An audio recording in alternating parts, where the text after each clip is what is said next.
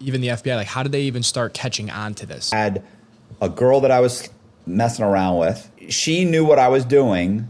She was a broker. So I set up a refinance thing with her in Clearwater. And I already had another one going on in Orlando with a buddy of mine. Well, she ended up refinancing this house. We were refinancing it like 3 or 4 times. We're going to get like 400,000 or 500,000.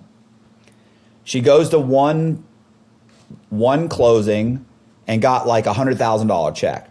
She goes to the second closing, and the title company, the woman at the title company, looked at her driver's license and said, "This doesn't look like you." So because of that fluke, like there's no way for me to account for that. Like, how am I going to know that this title woman is wrong? Yeah. It's her.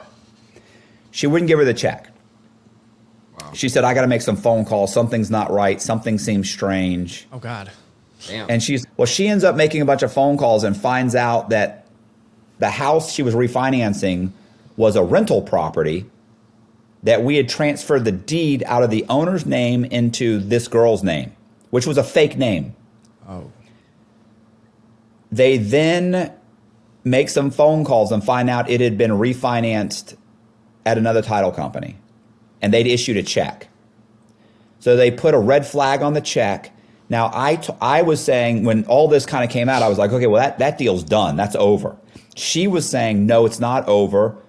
Let's give Travis, which was my buddy in Orlando, let's give him the check. He can cash the check.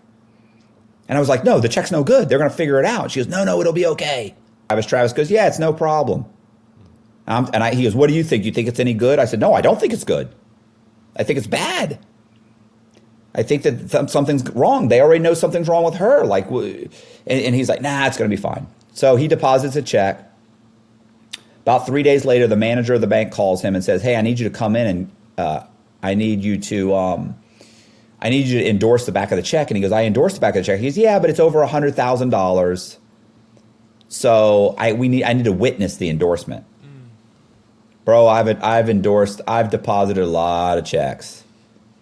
Way over 100,000. Ain't nobody ever asked me to witness an endorsement. Really? I don't even know what that means. You know, like, you got to see me. You know, it's my signature. You have a signature card. And keep in mind, Travis is running a scam as another person too. It's not his name. Oh. So his bank account's been opened in a fake name. Damn. So anyway, he goes to the bank to sign, even though I told him not to. He goes, and sure enough, they arrest him. No way. So he says, look, when they're questioning him, he says, I need to get out of jail. I have a daughter. And they said, okay, well, you got to tell us what's going on. He said, no problem. I got a buddy in Tampa that's running a scam. I'll tell you all about it. And he gives them my name. And of course, I'm on federal probation, so they know already, This guy's a scammer. And then they say, well, how can we prove that it's a scam? And he goes, it's easy. Look up the name Lee Black. And there's 5 houses that just went into foreclosure 4 months earlier. Look up the name Brandon Green, and there's 5 or 6 houses that are currently in foreclosure. Look up the name David Silver, and there's 5 houses that went under 3 months ago. How hard? They're like black, green, red. Like, that was just stupid on my part. I felt like I was so clever. When I thought it up, I saw the movie Reservoir Dogs. And all the guys in Reservoir Dogs, they give them nicknames like Mr. Pink, Mr. Black, Mr. White. Like, I thought, oh, that's cool. Let me do that. It was a bad idea. It was a bad idea. So it came back on me. They put together a task force, and months later they came to arrest me.